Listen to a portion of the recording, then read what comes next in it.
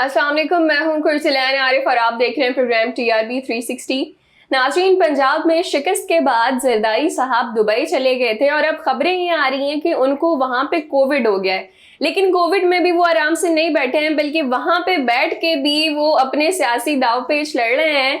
और उन्होंने मौलाना फजलुर रहमान के जरिए जो है वो चौधरी शुजात को एक पैगाम भिजवाया है। वो पैगाम क्या है, उसी हवाले से बात करेंगे। हमारे साथ मौजूद हैं शबीर साहब। जी शबीर साहब, ये बताएं कि क्या पैगाम था। और हम देख रहे हैं कि जरदारी साहब को वहाँ कोविड हो गया, लेकिन फिर भी वो जो है तमाम सियासी सरगर्मियां वहां पे बैठ के भी कर रहे हैं और प्लान्स बना रहे हैं। तो इस हवाले से क्या कहेंगे? हाँ देखें, एक तो अज़राए मजाक में बात कर लूँ कि कोविड एक सीरियस बीमारी है, लेकिन अब जाहिर है कि एक वबा है। और अब वो जैसा कि जरदारी साहब जो हैं वो फुली वैक्सीनेटेड हैं, बूस्टेड भी हैं, तो hopefully he will be good.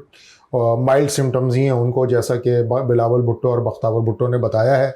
लेकिन उनका कोविड होना बनता था। जो पंजाब में सुप्रीम कोर्ट के हुक्म के बाद हुआ, तो उसके बाद उनको ब्रेक तो चाहिए थी 10-15 दिन 14 दिन की।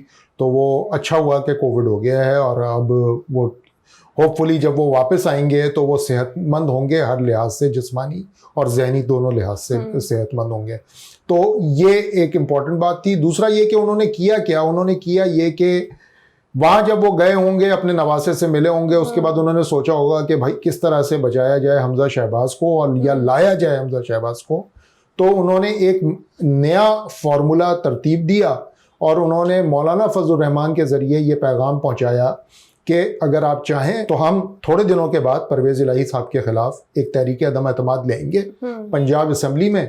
और पंजाब असम्बली से फिर वो तहरीक अदम एतमाद इस सूरत में मंजूर हो जाएगी कि जैसे ही वो तहरीक अदम एतमाद जमा होगी, आप बहैसियत पार्टी हेड काफ लीग एक लेटर इशू कर देंगे, जैसे कि उन्होंने अभी किया था, और अपने MPs को कहेंगे कि आप वोट ना करें परवेज़ इलाही के लिए। तो इस तरह हमारी जान छूट जाएगी परवेज़ इलाही और PTI से, और हमजा शहबाज दोबारा से वज़ीर आला बन जाएंगे। जो ज़राए कहते हैं वो ये कि इस पूरी तजवीज़ पे जो रिएक्शन था चौधरी शुजात हुसैन साहब का, वो ये था कि मैं हाथ जोड़ता हूँ। अगर वो पैर जोड़ सकते तो शायद पैर भी जोड़ देते। और कहते कि उन्होंने कहा कि जी मुझसे पहले ही एक फाश गलती हो गई है और अब मैं वो गलती दोबारा नहीं दोहराऊँगा। गो के मैं साथ हूँ वफाक में इत्तेहादी जमातों के, लेकिन अब मैं इस तरह की कोई गलती लेटर लिखने की नहीं करूँगा। क्योंकि आफ्टर ऑल देखें, चौधरी शुजात को गुजरात में पॉलिटिक्स करनी है, और गुजरात में पॉलिटिक्स वो चौधरी परवेज़ इलाही के साथ मिल के ही कर सकते हैं। उनकी अपोजिशन कैंप में रह करके नहीं कर सकते। इसीलिए ये अफोर्डेबल उनके पास नहीं था जो तजवीज़ थी।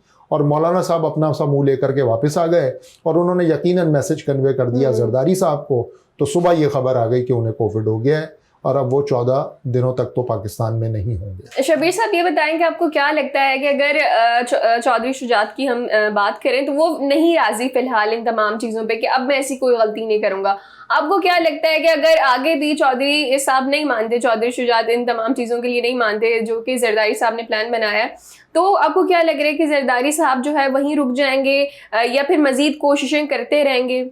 देखिए, जरदारी साहब का मसला ये है कि वो अफोर्ड नहीं कर सकते PTI को या परवेज़ इलाही की हुकूमत पंजाब के अंदर। उनका गेम प्लान कुछ और था।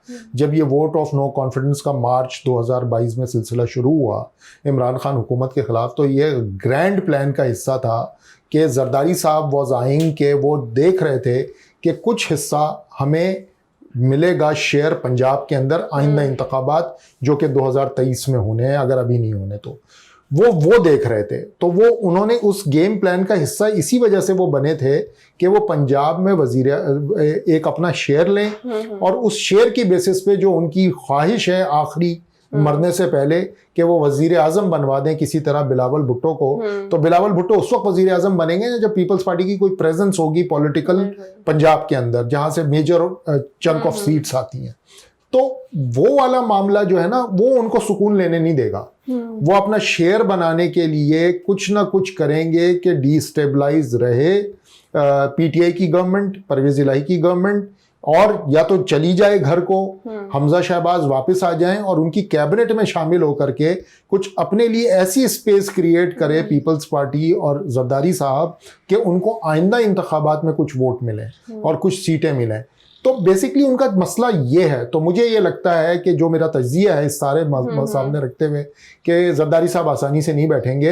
ये तो अभी कोविड ने उनको 14 दिनों के लिए रोक दिया है, जब वो वापस आएंगे तो वो दोबारा से चेस बोर्ड बिछाएंगे और फिर अपनी शतरंज की चालों को सीधा करेंगे और फिर चलेंगे कि किस चाल को कहाँ चलना है। शबीर साहब ये बताएं कि अब कहा जा रहा है कि इमरान खान जो है वो सिंध में हुकूमत करना चाह रहे हैं, सिंध में जो है वो सीट्स लेना चाह रहे हैं। आपको क्या लगता है कि सिंध जो कि पीपल्स पार्टी का है, जरदारी साहब, और हम देखते हैं कि भुट्टो जो है ये पीपल्स पार्टी कितने अरसे से यहाँ पे हुकूमत करती आ रही है, तो क्या इमरान खान के लिए ये आसान होगा कि वो जो है जरदारी से सिंध ले लें और अपनी पार्टी जो है यहाँ पे कर लें? देखिए सैडली इमरान खान के पास पार्टी नहीं है सिंध के अंदर।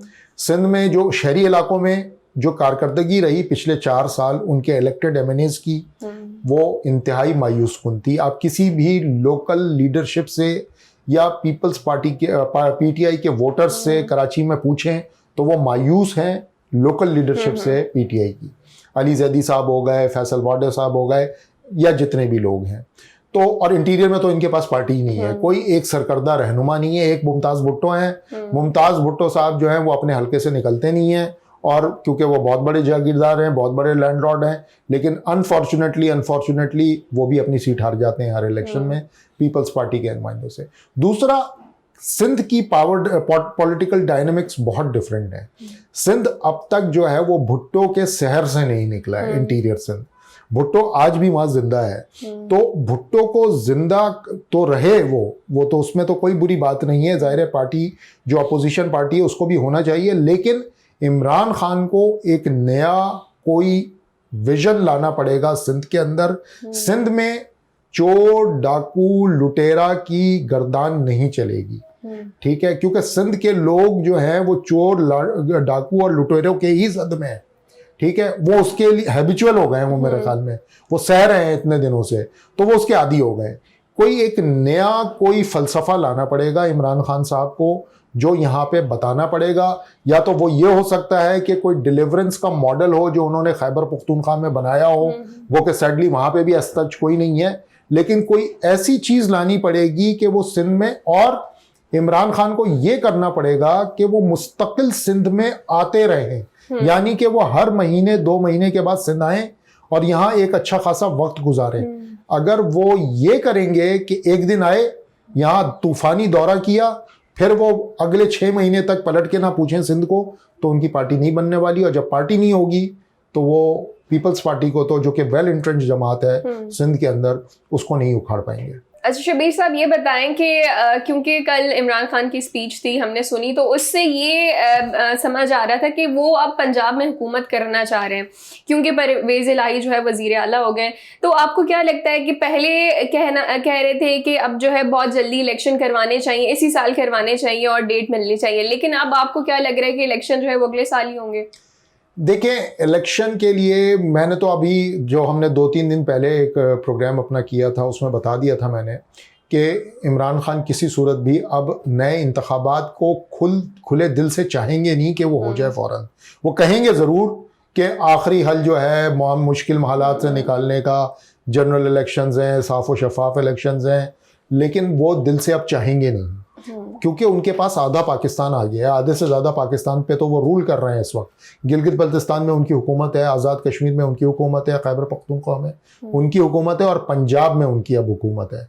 तो बचता क्या है? वफाक, इस्लामाबाद, जहाँ CDA के वज़ीर आज़म शहबाज शरीफ हैं, और सिंध और बलूचिस्तान।